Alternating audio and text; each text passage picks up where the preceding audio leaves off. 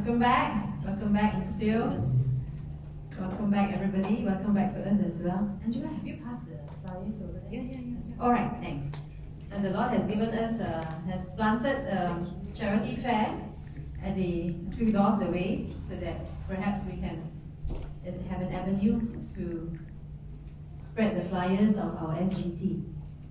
We had a good time in Bangkok, and the session with Dr. Fanwa was really wonderful.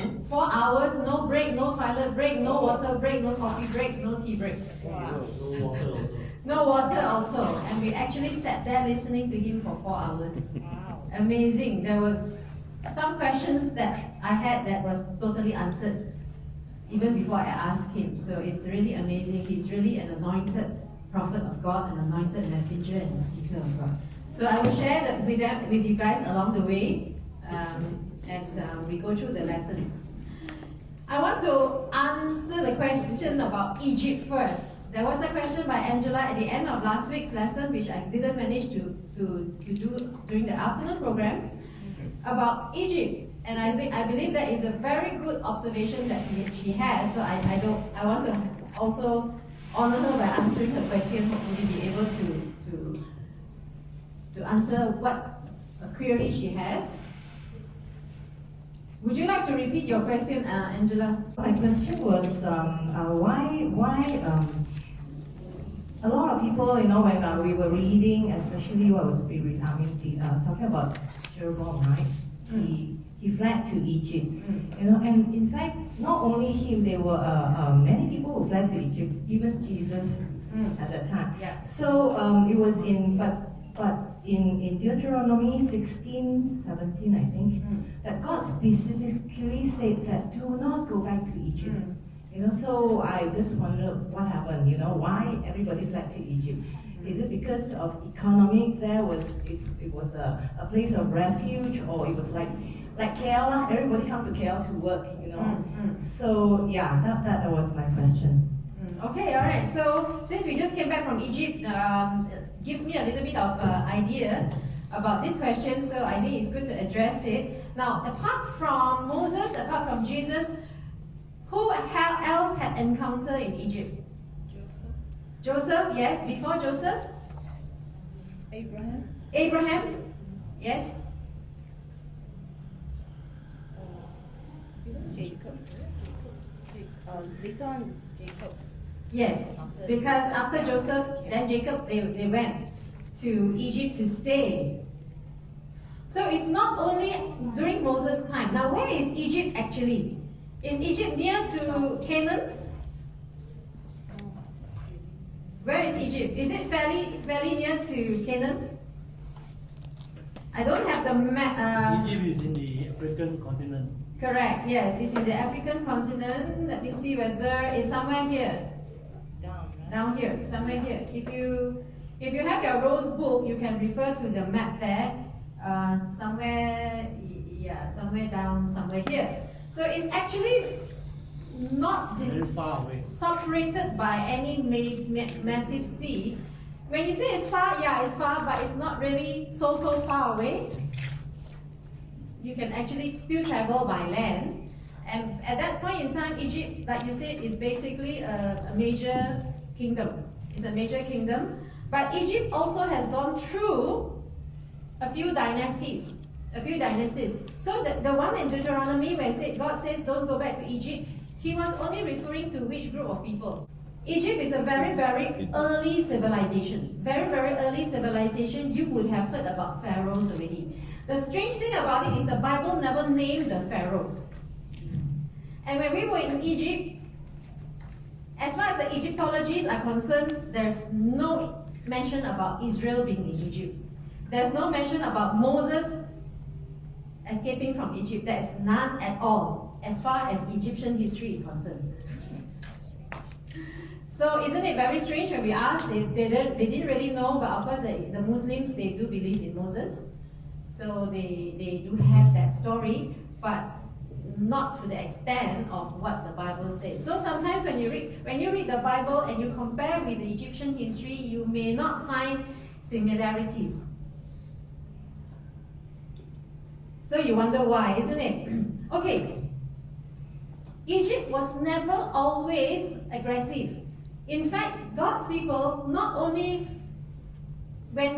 Egypt was more of two things, refuge as well as a threat. Egypt was never always a threat. Egypt was only a threat during the time of, mainly of Moses' time. Before, when Abraham went to Egypt, remember the story about him and his wife? Was it wartime? No, it was also famine that they went to Egypt. It was famine. So everybody goes to Egypt because of major supply. It's just like now everybody will want to go to America. And at that point in time, there was basically no animosity. They were able to go there. And I find that Egyptians are very, very nice people. And when we were studying,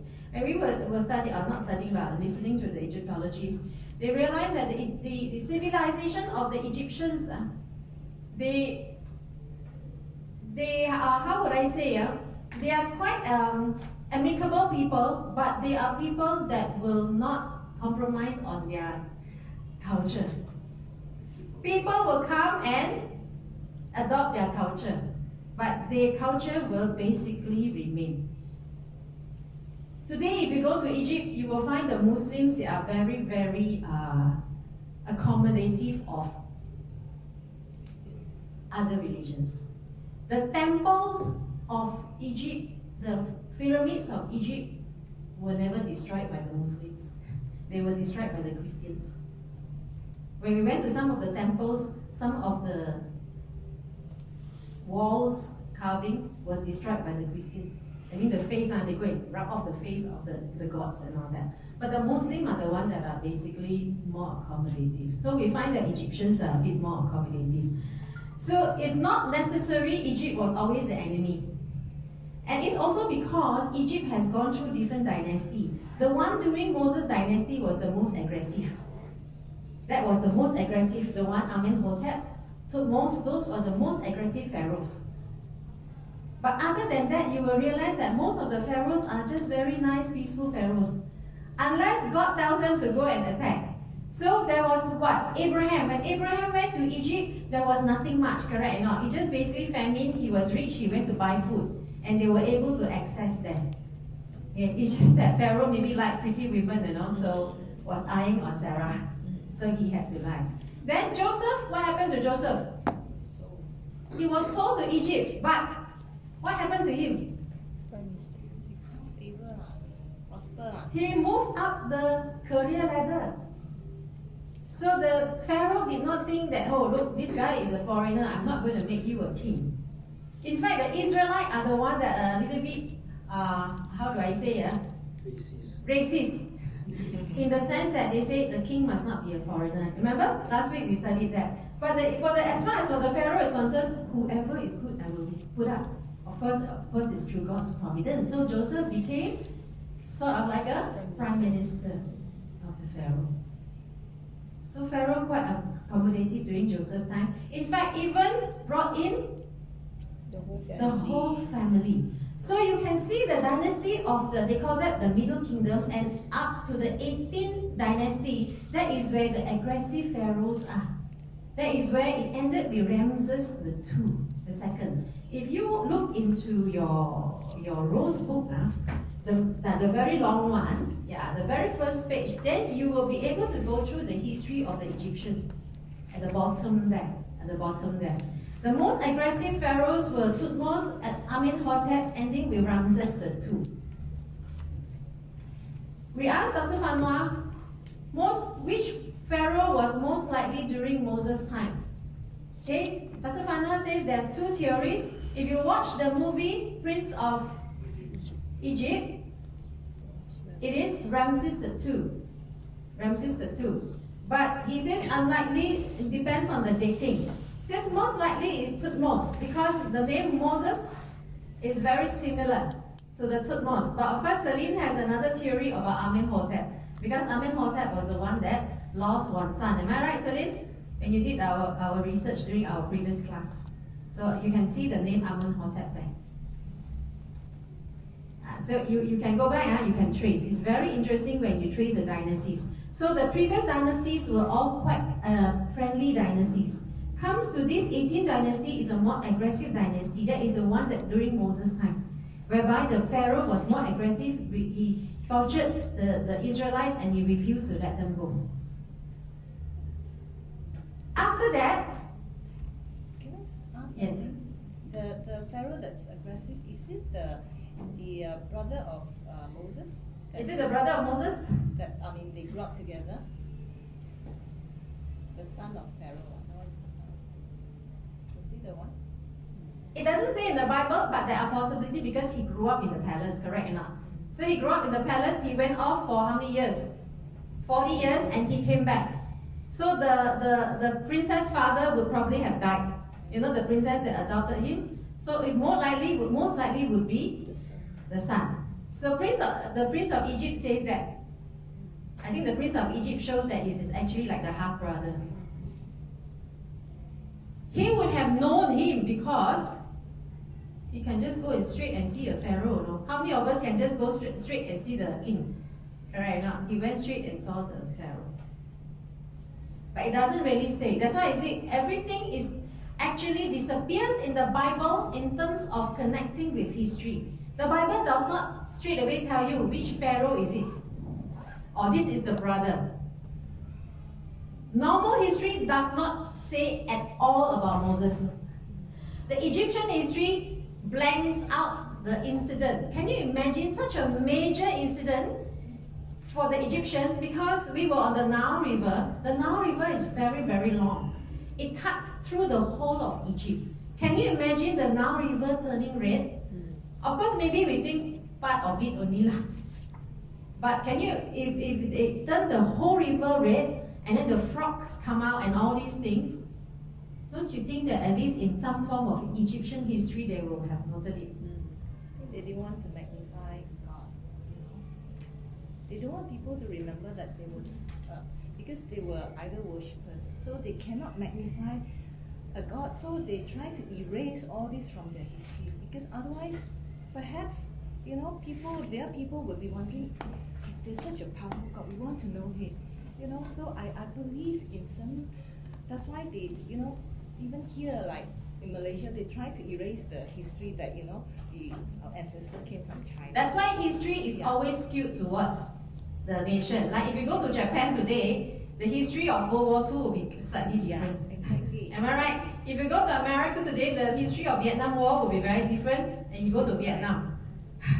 So when we understand history, we have to look on the issue. So you are correct. It's not so much that they don't want to magnify God, they don't want to magnify their own defeat. Yeah. Embarrassing. How can the Pharaoh say that he lost to a farmer? Correct now, Moses is just a farmer. How can he say, look, right, all his soldiers could not even stop these people from going out of Egypt? Surely they will wipe it out. Correct now. So you are right in that sense. So you will not be able to find it in Egyptian history. Does not mean that the Bible is not true. You just have to understand the fact that if I were the Pharaoh, would I write my own defeat? Would I write down that I was defeated by Moses the farmer or the shepherd? But the king also got wiped out. He let the army up, so he actually died in the. Did he die? He died. Okay, you can figure it out. Right. So throughout the history of Egypt, there were good times and there were bad times. It's not necessary that Egypt was bad all the time. In fact, Jesus, baby Jesus, also made it into Egypt. Why did God tell them to run to Egypt? Mary, Joseph, and Jesus after Herod wanted to kill all the babies. Why run to Egypt? Because it was a friendly nation. It was a friendly nation and there were Jews there. Okay, today of course the Coptic church we went to the place whereby supposedly they hid and then under the tree and then there is this wood that they carve out like for the baby the cradle, they have it there. It was in Cairo itself. So baby Jesus was there, grew up for a few years and then went back to Nazareth. So that was during the friendly time already, because by that time the Pharaoh already is weakened already. That's after Tutankhamun and all that. After that, so after that, you will realize that the Pharaoh dynasty is already weakened already. So But why in Deuteronomy 17:16 that God instructed the people not to go back to Egypt. yeah, who was he talking to The Israelites. at that point in time? Am I right? At that point in time. So he was more specific to the Israelites at that point in time. But even after that, it was like First King. I read somewhere that those people, the Jews who remain in Egypt, they will die. That was not so much because of Egypt. That was because of disobedience, because God wanted them to go to Babylon. And later we will talk about it. After all the bad things and all that, God decided, I'm going to punish you. I'm going to send all of you to Babylon. But some of them refused to go. So it has nothing to do with Egypt. It has more to do with the disobedience of the people. Zedekiah and all that left to Egypt. In fact, Jeremiah spent the rest of his life in Egypt. Jeremiah, the weeping prophet, the one always crying one, spent the rest of his life in Egypt. So it's nothing to do with Egypt. But however, Isaiah mentions Egypt about restoring Egypt. Isaiah 19. Revelation 11 equates Egypt to Sodom. So sometimes God uses Egypt for different purpose. So we cannot say Egypt means bad. We cannot say that. God uses situations. In Egypt, at this point in time, he's talking about the wicked Egypt. And then at another point in time, Egypt can be a refuge. Egypt receives. And today, Egypt is actually quite I would say, a very mild, accommodative nation. In fact, the Muslim, they have dogs. The Muslim men can shake hands with me, not like in Malaysia. Some Muslim men will not shake hands. Not everybody is like this. You know, some of the women are, and they are very pretty good people now in Egypt. What will happen in the end? I believe there will be a lot of people saved from Egypt.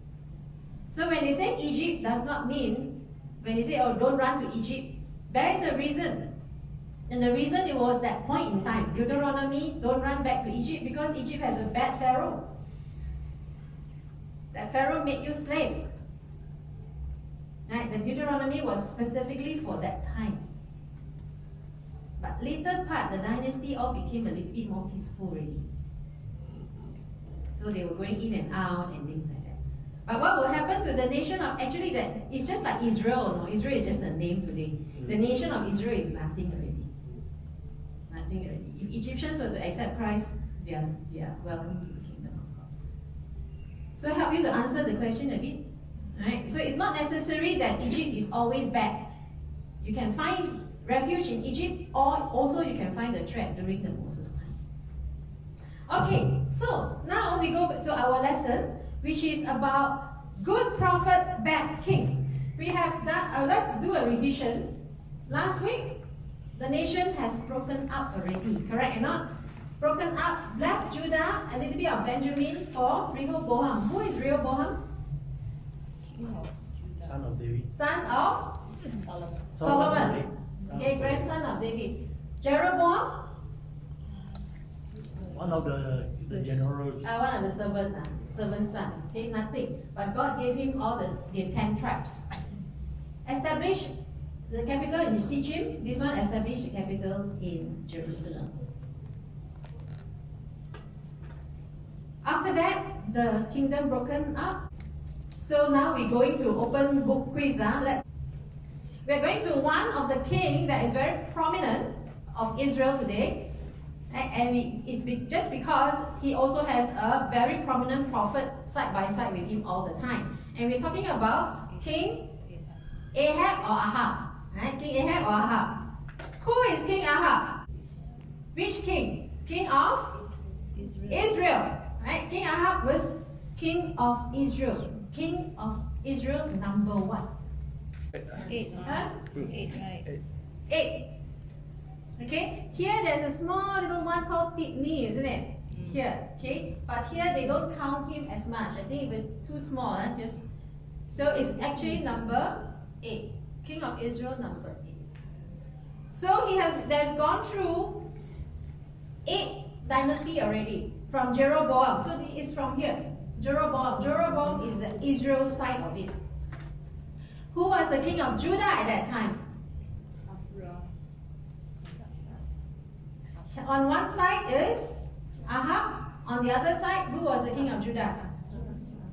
1 Kings 16:29, you will see that in the 38th year of the reign of King Asa, then Ahab became the king. So you're right also in the sense it's between Asa and Jehoshaphat. It's between Asa and Jehoshaphat. You see, here there's Israel, here there's Judah. Were they friends or were they enemies? Enemies already. They were enemy. They were constantly fighting. The minute they split up, Jeroboam and Rehoboam keep fighting each other until the time of Ahab and Jehoshaphat. We will go through in a short later, I think maybe next week. Was Ahab a good or bad king? What made a king good or bad?